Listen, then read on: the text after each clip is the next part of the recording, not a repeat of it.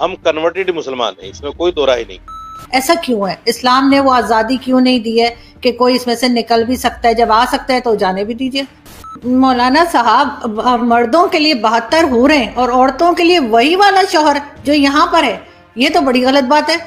عورتوں کو بھی تو کوئی چوائس دیجیے نا، عورتوں کے لیے بھی کوئی اٹریکشن رکھیے۔ کیا عورتوں کا دل نہیں ہے؟ یہ کیا بات ہوئی؟ اور وہاں پہ تو کچھ اور بتایا ہی نہیں کہ عورتوں کے لیے کیا ہے جنت میں، کیا شاپنگ مال ہے، کیا لائبریری ہے، کچھ ہے؟ صرف 72 حوروں کا ذکر ہے، شراب کا ذکر ہے، ڈرائی فروٹ ہوگا، پھل ہوں گے، اور 72 حوروں کے ساتھ رہتے رہیں گے۔ اور کتنے مولانا ہمارے یہاں کے ہیں جو بتاتے ہیں کہ کتنی طاقت آ جائے گی مردوں میں۔ تو یہ سب کچھ کیا عیاشی نہیں ہے؟ بہت سی میڈیسنز ایسی ہیں جو یہودیوں نے بنائی ہیں، بہت سے سائنس کے کام ایسے ہیں جو یہودیوں نے کیے، اتنے قابلیت کاش مسلمانوں میں ہوتی تو بڑی اچھی بات تھی۔ تو صرف ان کے ایک ریلیجن کے الگ ہونے سے اتنی نفرت کیوں؟ میں اور آپ جس پہ بات کر رہے ہیں یہ بھی یہودیوں کا ہی بنایا ہوا ہے۔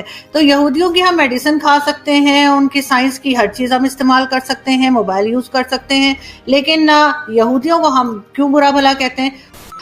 جب اسلام نہیں آیا تھا بر صغیر میں، یعنی ہندوستان پاکستان اس سارے علاقے میں، اس سے پہلے جتنے بھی لوگ تھے وہ سب ہندو تھے۔ کیا یہ بات صحیح ہے؟ آپ مانتے ہیں اس بات کو کہ اسلام آنے سے پہلے جتنے بھی لوگ یہاں پر ہیں، ہمارے آبا اجداد یا جو بھی، سب وہ ہندو تھے؟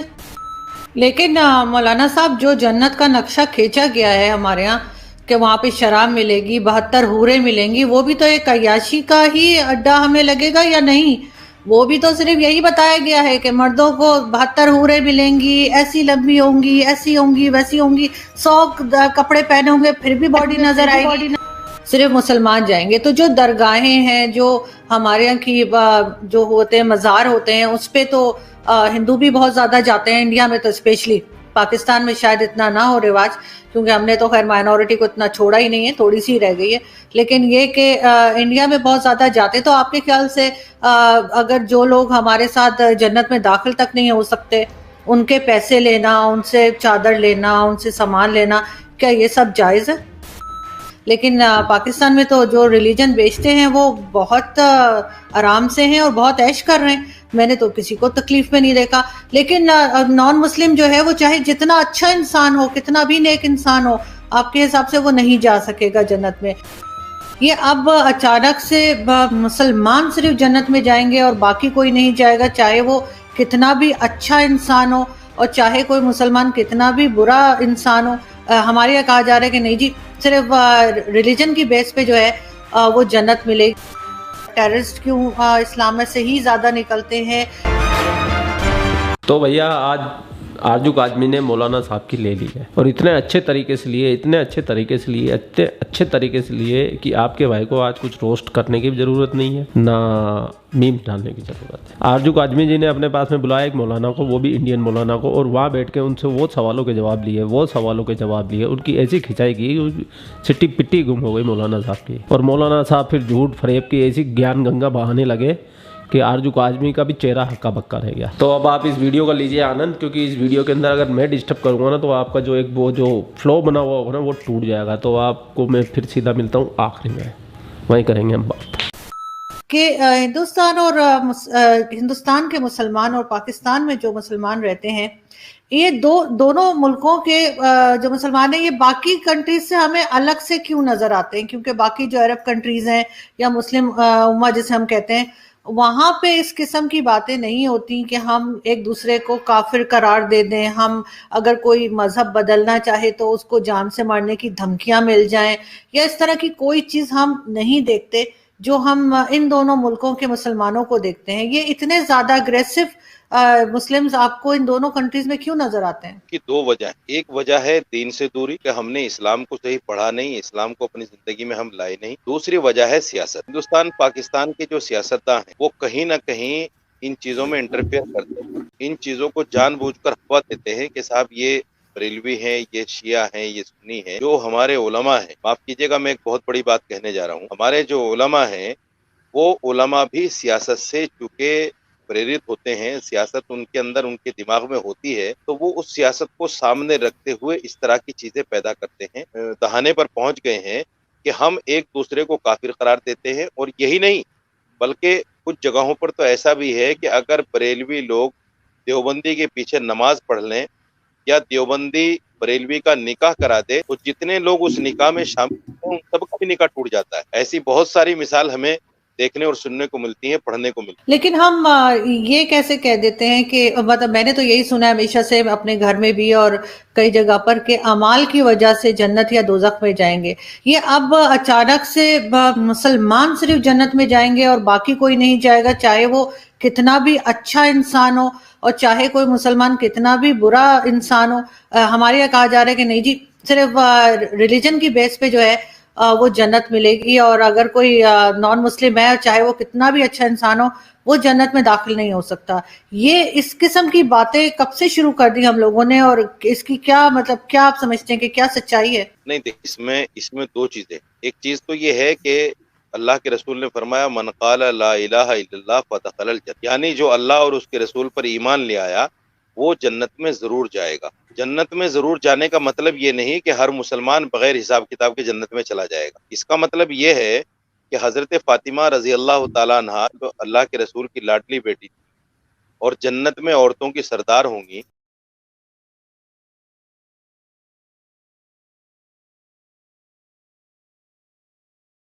انہوں نے ایک مرتبہ نبی پاک صلی اللہ علیہ وسلم سے پوچھا، اے ابا جان، ہم جیسے دنیا میں آپ کے ساتھ رہتے ہیں کیا جنت میں بھی آپ کے ساتھ ہوں گے؟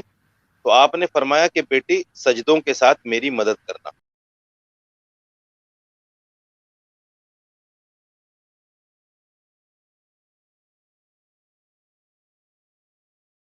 یعنی نیک عمل کرنا. اگر نیک عمل کرو گی تو جنت ملے گی.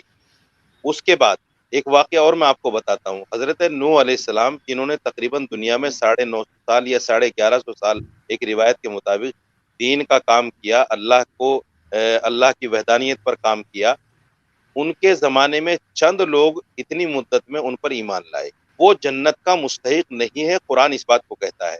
قرآن یہ کہتا ہے کہ جو آدمی ایمان نہ لائے، اللہ پر، رسول پر ایمان نہ لائے، یوم آخرت پر ایمان نہ لائے، فرشتوں پر ایمان نہ لائے، تو وہ جنت میں نہیں جائے گا. خالدین فیہا ابدا، وہ ہمیشہ جہنم میں رہے گا.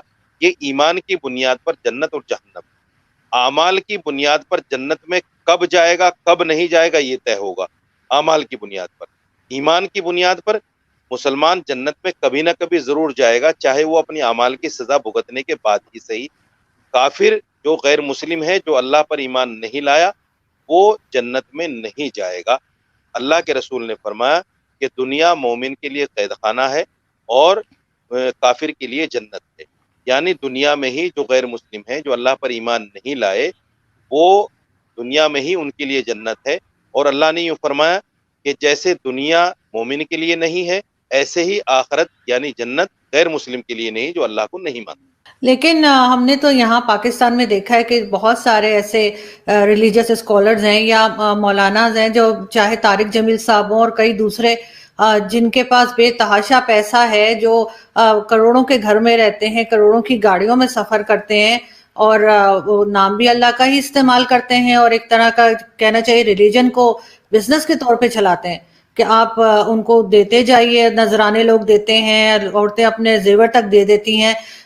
تو میں نے تو نہیں دیکھا کہ اگر کوئی مولانا ہو اور یہاں پہ وہ کسی تکلیف میں ہو، جو بھی پاکستان میں ایک بار ریلیجن کو، ہندوستان کیونکہ کبھی گئی نہیں وہاں کا میں کچھ کہہ نہیں سکتی، لیکن پاکستان میں تو جو ریلیجن بیچتے ہیں وہ بہت آرام سے ہیں اور بہت عیش کر رہے ہیں. میں نے تو کسی کو تکلیف میں نہیں دیکھا. لیکن نان مسلم جو ہے وہ چاہے جتنا اچھا انسان ہو، کتنا بھی نیک انسان ہو، آپ کے حساب سے وہ نہیں جا سکے گا جنت میں. لیکن اسلام کے آنے سے پہلے جو لوگ تھے، اسلام تو بہت بعد میں آیا ہے، اس سے پہلے کئی دوسرے مذاہب تھے جو دنیا میں تھے، ان لوگوں کا کیا ہوگا؟ ان کو تو پتہ بھی نہیں کہ اسلام کیا چیز ہے یا کوئی چیز آئے، کوئی مذہب آئے گا اسلام کا.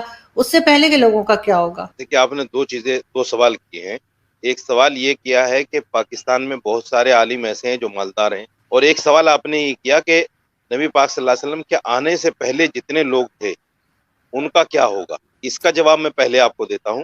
اس کا جواب یہ ہے کہ دین اسلام صرف نبی پاک صلی اللہ علیہ وسلم کے بعد نہیں آیا. دین اسلام تو حضرت آدم علیہ السلام جو سب سے پہلے نبی اور سب سے پہلے انسان تھے، وہ بھی اسلام لے کر آئے. اسلام شروع سے ہے. اسلام 1400 سال کے بعد نہیں آیا. اسلام تو آدم علیہ السلام کے زمانے سے ہے. لیکن اس میں اعمال کی، نماز کی، روزے کی حیت الگ ہوتی تھی. اس وقت میں 5 نمازیں نہیں تھی، روزہ 1 مہینے کا نہیں تھا. یہ نبی پاک صلی اللہ علیہ وسلم کے آنے کے بعد ہوا ہے. تو دین اسلام کو ماننے والے ہمیشہ رہے ہیں اور ہمیشہ رہیں گے. یہ الگ بات ہے کہ قرب قیامت میں اللہ کے رسول نے یہ بھی فرمایا کہ جب تک ایک بھی ایمان والا اللہ اللہ کہنے والا دنیا میں رہے گا قیامت نہیں آئے گی. تو جتنے پہلے لوگ آپ صلی اللہ علیہ وسلم سے پہلے جتنے لوگ نبیوں کو ماننے والے تھے وہ بھی کیٹیگری میں آتے ہیں جس کیٹیگری میں نبی پاک صلی اللہ علیہ وسلم پر ایمان لانے والے لوگ اس کیٹیگری میں آتے ہیں. نمبر 1. دوسرے آپ نے کہا کہ علماء تو آج بھی جو لوگ، آپ نے تو بڑی بات کہی کہ جو لوگ دین کو بیچتے ہیں. دیکھیے میں آپ کو کچھ مثالیں دیتا ہوں. حضرت امام اعظم رحمۃ اللہ علیہ، جس کو دیوبندی لوگ جن کو مانتے ہیں، جن کے بتائے ہوئے طریقے پر جو ہے نبی پاک صلی اللہ علیہ وسلم کے بعد میں، قرآن کے بعد میں جو مسائل انہوں نے بتائے ہیں قرآن سے اور حدیث سے نکال کر، ان کو ہم فالو کرتے ہیں دیوبندی لوگ. تو وہ بھی بہت بڑے مالدار آدمی تھے. ایسا نہیں ہے، میں نے یہ نہیں کہا کہ جو بھی اللہ کے قریب ہوگا وہ سارے کے سارے آزمائش میں رہیں گے. ایسا نہیں میں نے کہا. کچھ لوگ ہر زمانے میں ایسے رہے ہیں کہ مالدار بھی رہے ہیں، اور کچھ لوگ ایسے بھی رہے ہیں کہ جنہوں نے، جیسے حضرت ہمارے ایک مولانا اشرف علی تھانوی رحمۃ اللہ علیہ تھے، جن کا نام آپ نے سنا ہوگا کہ ان کی بہت ساری کتابیں بھی ہیں. وہ ایسے تھے کہ دنیا کو ٹھوکر مارتے تھے، دین بیچتے ہیں، ان کے پاس پیسہ آتا ہے. ایسا نہیں ہے. یہ ہر آدمی کے سوچنے کا انداز ہے، ہر آدمی کے سوچنے کا فرق ہے. جیسا میں چشمہ لگاؤں گا ویسا مجھے سامنے والا نظر آئے گا. ایک بات تو یہ ہے. دوسری یہ ہے کہ جیسا میرا دل ہوگا ویسا ہی میں سامنے والے کو محسوس کروں. لیکن ایک چیز اور ہے کہ جیسے آپ بتا رہے ہیں کہ جو بھی نان مسلمز ہوں گے نا وہ جنت میں جائیں گے، اور چاہے وہ جتنے مرضی اچھے انسان، اس سے کوئی فرق نہیں پڑتا، صرف مسلمان جائیں گے. تو جو درگاہیں ہیں، جو ہمارے یہاں کی جو ہوتے ہیں مزار ہوتے ہیں، اس پہ تو ہندو بھی بہت زیادہ جاتے ہیں. انڈیا میں تو اسپیشلی، پاکستان میں شاید اتنا نہ ہو رواج، کیونکہ ہم نے تو خیر مائنورٹی کو اتنا چھوڑا ہی نہیں ہے، تھوڑی سی رہ گئی ہے. لیکن یہ کہ انڈیا میں بہت زیادہ جاتے. تو آپ کے خیال سے اگر جو لوگ ہمارے ساتھ جنت میں داخل تک نہیں ہو سکتے، ان کے پیسے لینا، ان سے چادر لینا، ان سے سامان لینا، کیا یہ سب جائز ہے؟ بالکل ناجائز ہے. قبر پہ جانا، قبر پہ جا کر سجدہ کرنا، قبر پہ جا کر چھپا چڑھانا، قبر پہ جا کر ہاتھ اٹھا کر دعا مانگنا، یہ ساری چیزیں ناجائز ہیں، حرام ہیں. جو لوگ مسلمان کرتے ہیں وہ بھی غلط کر رہے ہیں، اور جو غیر مسلموں سے اس طرح کا پیسہ لے رہے ہیں ناجائز دین کے نام پر، وہ بھی غلط ہے. جنت جو ہے مومنین کے لیے ہے. یہ حدیث کہتی ہے، یہ قرآن کہتا ہے. ہم اسی چیز کو مانتے ہیں جو قرآن کہے، جو حدیث کہے. میں اپنی طرف سے ایسا نہیں کہہ رہا ہوں کہ صرف مسلمانوں کے لیے جنت ہے، بلکہ قرآن کہتا ہے اور حدیث یعنی اللہ کے نبی نے بھی ایسا کہا ہے. قبر پوجنے کی چیز ہوتی تو نبی پاک صلی اللہ علیہ وسلم سے زیادہ معزز ہمارے لیے کوئی بھی نہیں ہے. صحابہ کرام سے زیادہ معزز ہمارے لیے کوئی بھی نہیں ہے. ہم ان کی قبروں کو پوجتے. جب ان کی قبروں کو ہم نہیں پوجتے تو آگے جو پیر فقیر ہیں ان کی قبروں کو پوجنا کہاں سے جائز ہو گیا؟ کہاں سے مسئلہ ان لوگوں نے نکالا ہے اور کہاں سے یہ رواج پڑا ہے؟ یہ بہت بعد کی دین ہے. میں نے کہا کہ جیسے جیسے نبی پاک صلی اللہ علیہ وسلم کے زمانے سے اور صحابہ کرام کے زمانے سے دوری ہوتی چلی گئی، دین سے لوگ دور ہوتے چلے گئے، اور دین کے اندر یہ بدعات، یہ خرافات، یہ اس طرح کی چیزیں پیدا ہونی. اور یہ ان مولویوں نے کی ہے جنہوں نے اپنا پیٹ پالا ہے.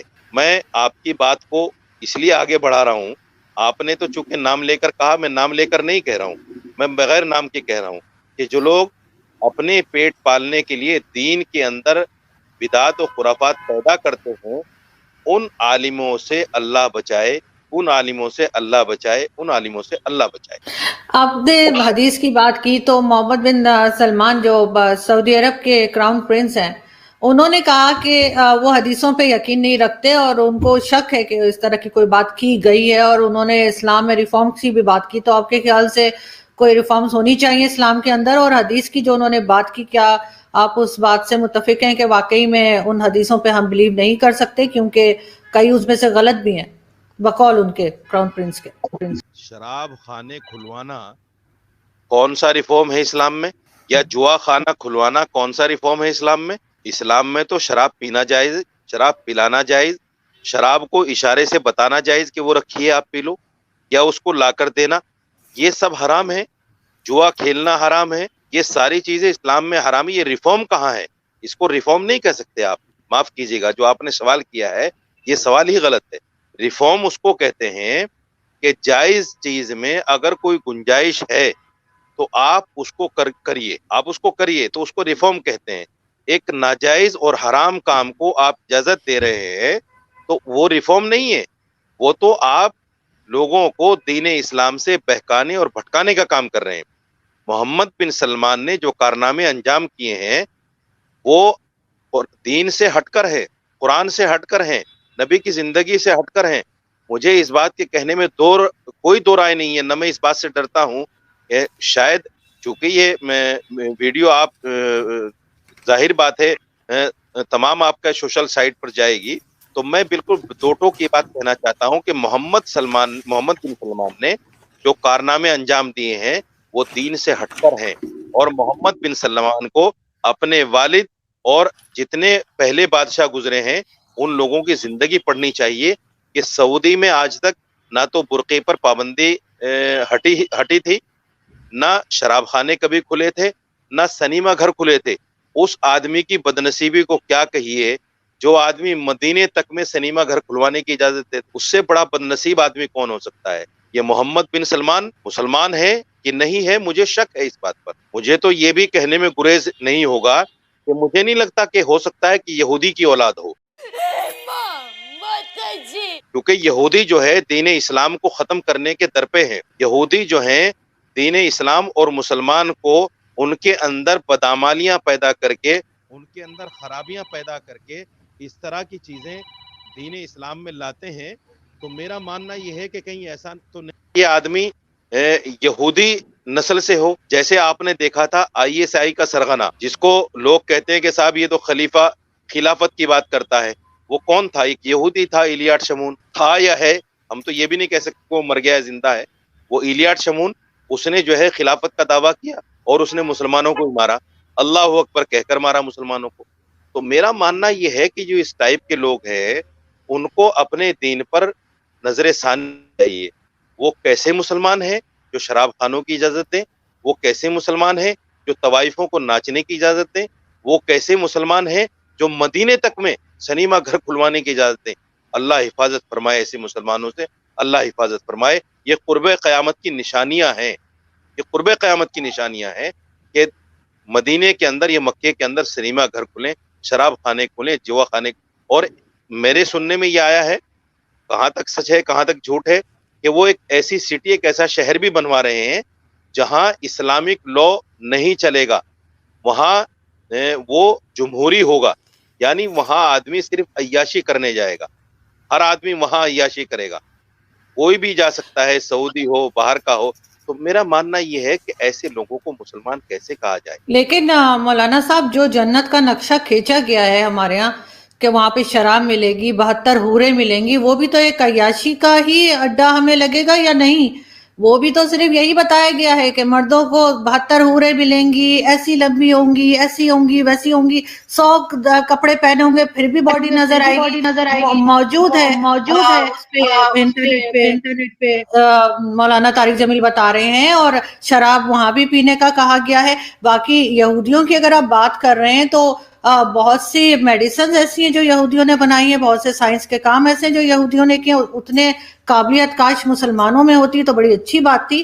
تو صرف ان کے ایک ریلیجن کے الگ ہونے سے اتنی نفرت کیوں؟ میں اور آپ جس پہ بات کر رہے ہیں یہ بھی یہودیوں کا ہی بنایا ہوا ہے. تو یہودیوں کی ہم میڈیسن کھا سکتے ہیں، ان کی سائنس کی ہر چیز ہم استعمال کر سکتے ہیں، موبائل یوز کر سکتے ہیں، لیکن یہودیوں کو ہم کیوں برا بھلا کہتے ہیں؟ اور وہی جو جنت کی میں نے بات کی، تو وہاں پہ تو کچھ اور بتایا ہی نہیں کہ عورتوں کے لیے کیا ہے جنت میں.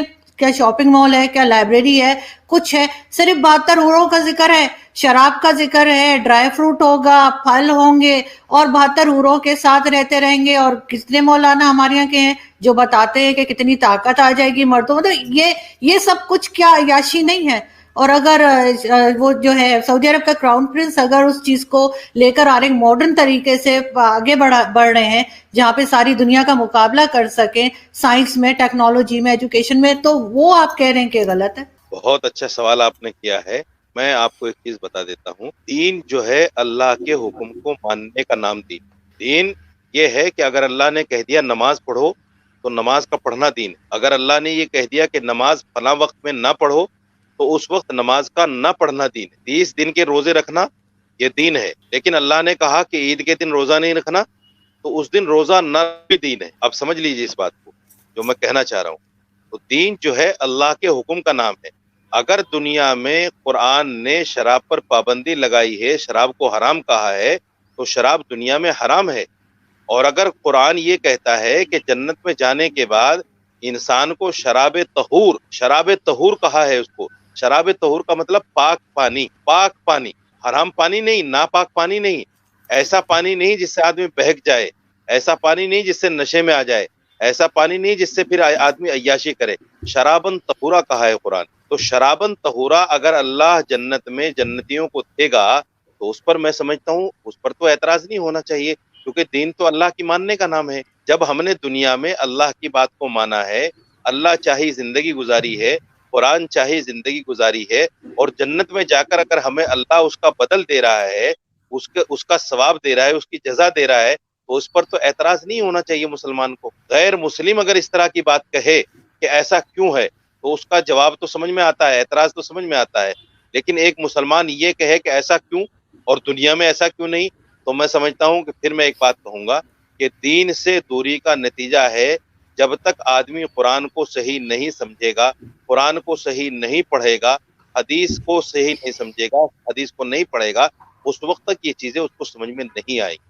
دوسری بات، محمد بن سلمان نے دنیا میں شراب کو جائز قرار دیا ہے۔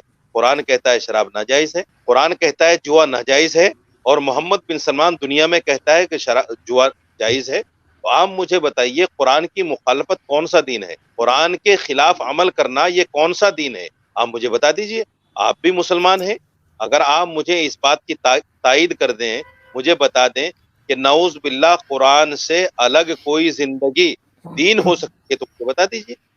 ہم نے تو آج تک یہ پڑھا ہے کتابوں میں، اور قرآن میں بھی یہ ہے کہ جو قرآن کی زندگی پر عمل کرے، قرآن کی بات پر عمل کرے، وہی دین ہے۔ اور حدیث چونکہ قرآن سے نکلی ہوئی بات ہے، یعنی اللہ کے رسول نے وہی فرمایا جو قرآن نے کہا ہے۔ حدیث قرآن کی تفسیر ہے، یعنی حدیث قرآن کا ٹرانسلیٹ ہے۔ تو آپ اس کو یہ کیسے کہہ سکتے ہیں کہ بھئی حدیث کو میں نہیں مانتا؟ چلیے آپ حدیث کو نہیں مانتے، قرآن کو تو مان لیجئے۔ قرآن میں کہا ہے کہ شراب حرام ہے، قرآن میں کہا ہے جوا حرام ہے، قرآن میں کہا ہے فلم دیکھنا حرام ہے، آپ تو سنیما گھر کھلوا رہے ہیں، آپ تو شراب پینے کی اجازت دے رہے ہیں، تو کون سے مسلمان ہیں بھیا؟ آپ مجھے بتا دیجئے۔ آپ حدیث کو مت مانیے، چلیے نہیں مانیے، قرآن کو تو آپ مانیں گے۔ قرآن میں کہاں جائز ہے شراب؟ قرآن میں کہاں جائز ہے جوا؟ قرآن میں کہاں جائز ہے طوائف کے ساتھ جو ہے اس کا مجرا دے، اس کے ناچ گانے دیکھنا کہاں جائز ہے؟ مجھے بتا دیجئے۔ قرآن میں کہاں جائز ہے کہ عورتیں جو ہے برقع چھوڑ کر جو ہے ایسے ہی کھلم کھلا پھرتے ہیں؟ دوسری بات، آپ نے یہودی کے بارے میں کہا کہ صاحب ٹیکنالوجی تو آپ استعمال کر رہے ہیں لیکن ان کو برا مانتے ہیں۔ میں یہودی کو بحیثیت ریلیجس برا نہیں مانتا، میں یہودی کو اس لیے برا مانتا ہوں چونکہ ان کی جتنی پالیسیز ہیں وہ سب اسلام اور مسلمان کے خلاف۔ سپوز کیجیے، میں ایک بہت بڑی بات آپ سے کہنے جا رہا ہوں آپ کے چینل پہ، آپ نے 9/11 کا نام سنا ہوگا، بڑا مشہور واقعہ ہے۔ 9/11 یہودیوں کی دین تھی، اسلام اور مسلمان کو بدنام کرنے کی۔ 9/11 کو سچا واقعہ نہیں ہے، 9/11 گھڑا ہوا واقعہ ہے، یہ صرف اسلام اور مسلمان کو بدنام کرنے کی۔ اور ہم نے تاریخ میں پڑھا ہے، کتابوں میں پڑھا ہے کہ یہودی اور عیسائیوں نے جب اسلام کو ختم کرنے کی پوری طاقتیں لگائیں اور وہ اسلام کو ختم نہیں کر پائے، قرآن کے نسخے تک انہوں نے جلانے کی کوشش کی۔ جب انگریزی حکومت تھی، پاکستان بھی انگریزی حکومت کے اندر آتا تھا، پاکستان بھی جب متحدہ، یوں کہیے کہ متحدہ ہندوستان تھا، تو اس وقت انگریز نے قرآن کے نسخے تک جلانے کی بات کی اور جلائے بہت ساری جگہوں پر۔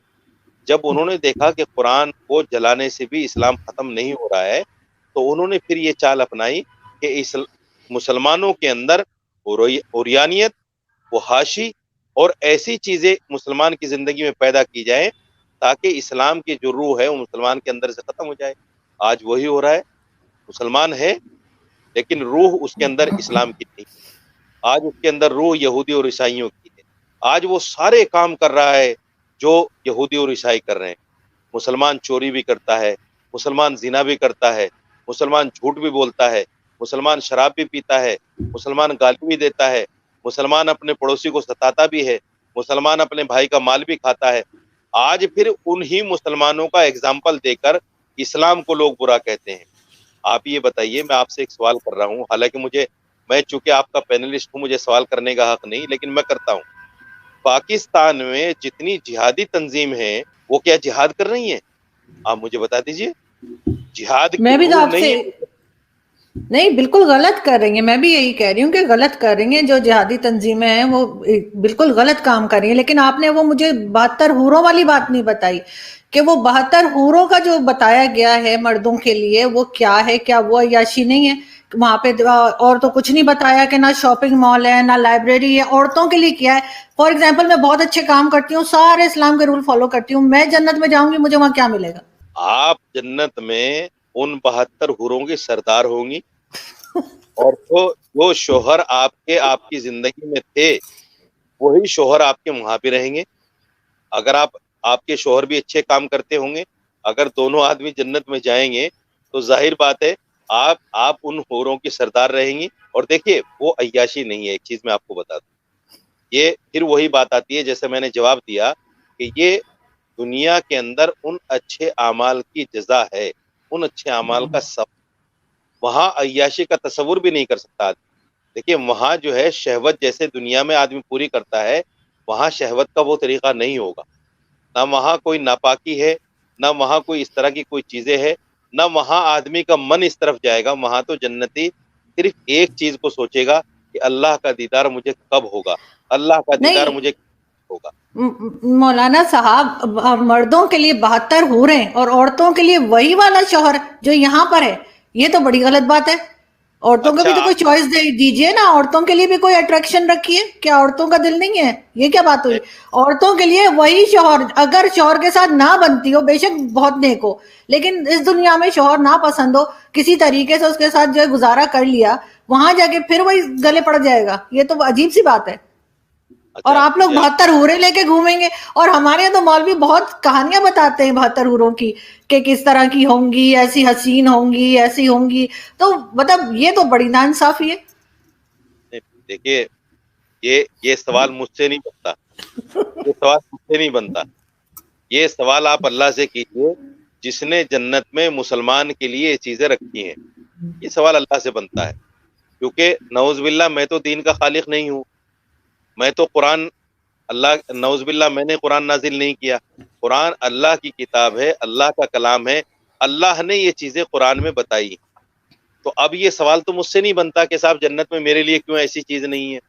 جنت میں نہیں ٹھیک، اچھا نہیں ٹھیک ہے، میں آگے بڑھتی ہوں۔ میں آپ سے لاسٹ کوشچن یہ کروں گی کہ جیسے کہ بہت ہمارے یہاں تبلیغ کی جاتی ہے، زبردستی کی تبلیغ مسلمان کر رہے ہیں کسی کو، تو جس کو بھی کرتے ہیں چاہے وہ کسی بھی مذہب کا، ان کے مذہب والے مارنے کے لیے نہیں آ جاتے اگر کوئی مسلمان ہو جائے، لیکن اسلام میں اگر کوئی اسلام چھوڑنا چاہے اور کسی اور ریلیجن میں جانا چاہے یا کہیں بھی نہ جانا چاہے کہ بس میں نے آج سے کوئی ریلیجن فالو نہیں کرنا، تو ہمارے یہاں سب اٹھ جاتے ہیں مارنے کے لیے کہ نہیں جی یہ تو اس کو تو مار دینا چاہیے، بلاسفیمی لا اور اس طرح کی کئی چیزیں جو ہے نکال رکھی ہیں۔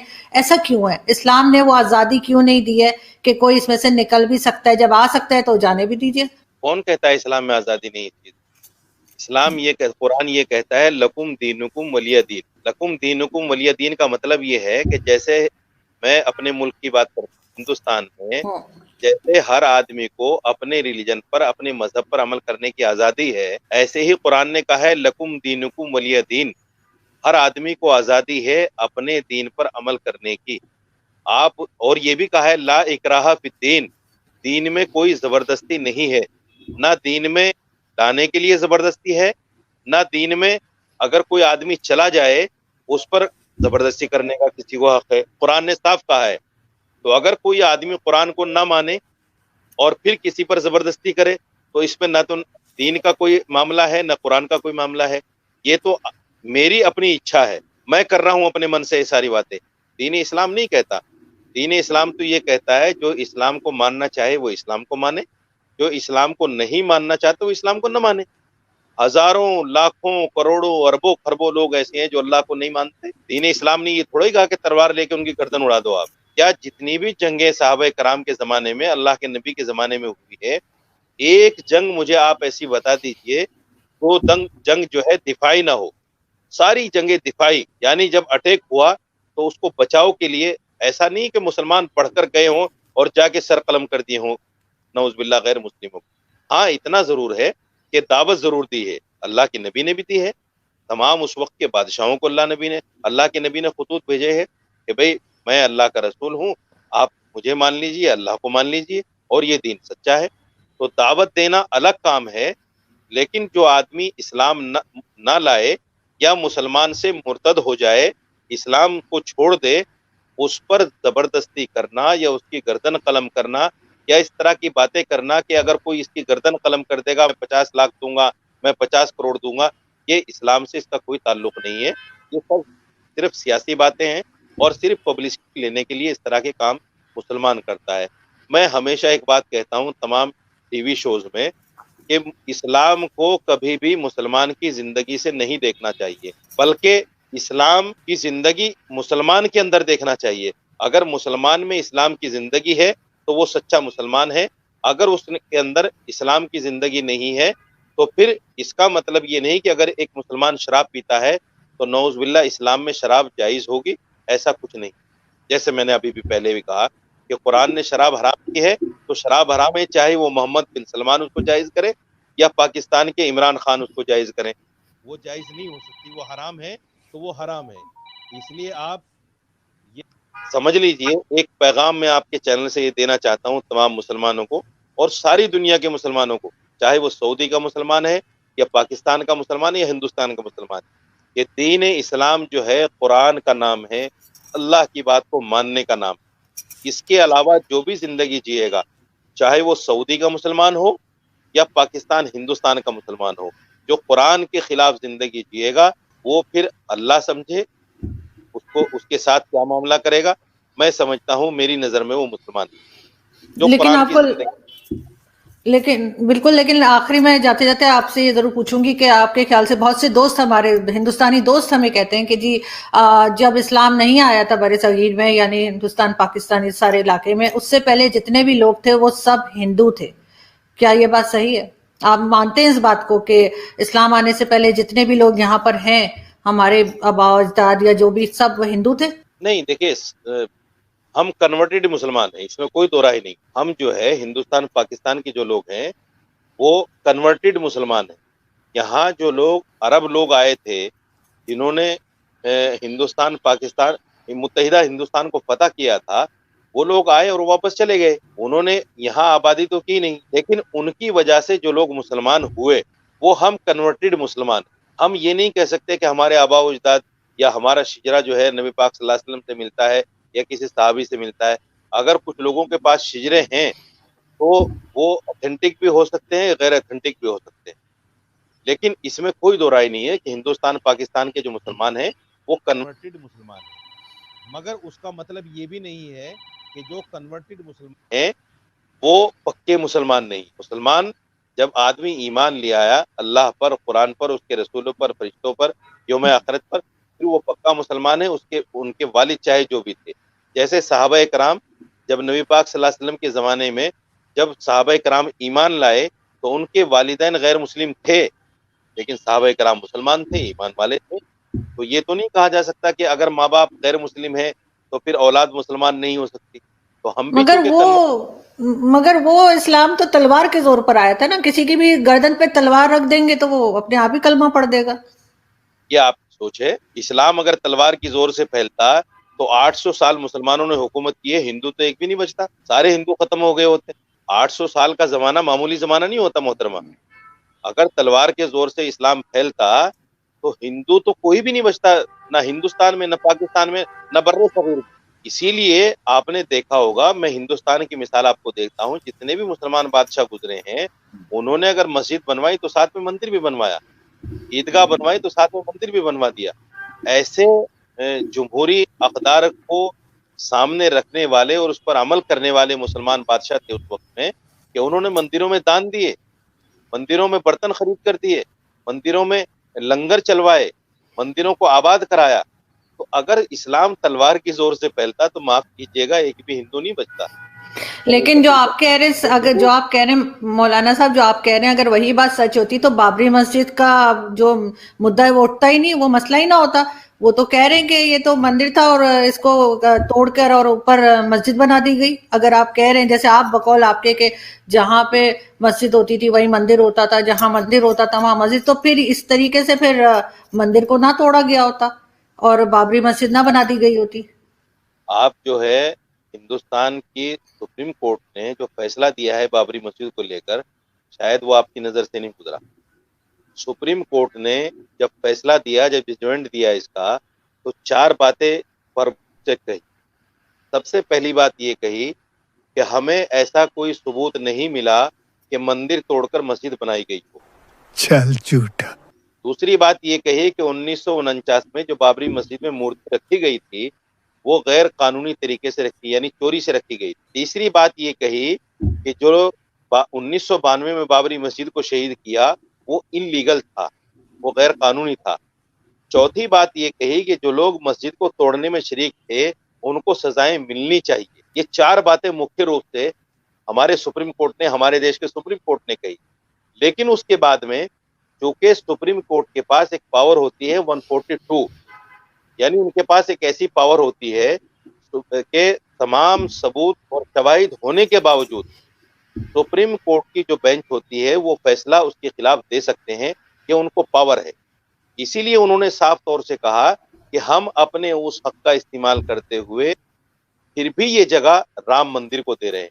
कुछ भी। और हिंदुस्तान का मुसलमान सिर्फ इस वजह से कि सुप्रीम कोर्ट का फैसला है, हिंदुस्तान का मुसलमान खामोश रहा। हिंदुस्तान के मुसलमान ने इसके खिलाफ आवाज नहीं उठाई कि सुप्रीम कोर्ट ने ऐसा फैसला क्यों दे दिया, क्योंकि हिंदुस्तान का मुसलमान हमारे संविधान में और देश की अदलिया पर यकीन रखता है और ऐसी कोई बात अपनी तरफ से नहीं करना चाहता जिससे हिंदुस्तान में हिंदू मुसलमानों में नफरत फैले और कोई इस तरह की बात। मुसलमानों का जोश अगर एजुकेशन की तरफ हो जाए तो ज्यादा बेहतर है कि वो कोई वैक्सीन बना लें, कभी कोई मेडिसिन बना लें, कभी कोई साइंटिस्ट निकल आए और कभी कोई जिस तरह से मैं कह रही हूँ कि मोबाइल हो गया, इंटरनेट हो गया, इस तरह की कोई चीज इजाद कर दें, बजाय इसके कि बस सिर्फ मस्जिद और मंदिर के बीच में ही इधर से उधर होते रहें। उससे बेहतर है कि एजुकेशन की तरफ जाएं, जो कि बहुत कम मैंने देखा है कि मुस्लिम कंट्रीज में से शायद जो दुनिया की 100 बेहतरीन यूनिवर्सिटीज हैं उनमें से एक भी इस्लामिक कंट्री में नहीं है। ये चीज कभी भी मुसलमान इसकी तरफ नहीं जाते। बहुत शुक्रिया मौलाना साहब कि आज आपने ज्वाइन किया, शुक्रिया। अब आप यहाँ तक आ गए और मेरी बात सुन रहे हो तो मेरा इंस्टाग्राम का मेरा लिंक है डिस्क्रिप्शन में, मेरा यूट्यूब ब्लॉगिंग चैनल भी है, दोनों का लिंक है डिस्क्रिप्शन में। एक को जाके सब्सक्राइब करो, एक को जाके फॉलो कर लो। आपका भाई आपके लिए 5 मिनट से रिलेटेड वीडियो लाता रहता है। आप लोग अपना ख्याल रखिए। जय हिंद, वंदे मातरम, जय श्री राम, जय श्री राम, जय श्री राम।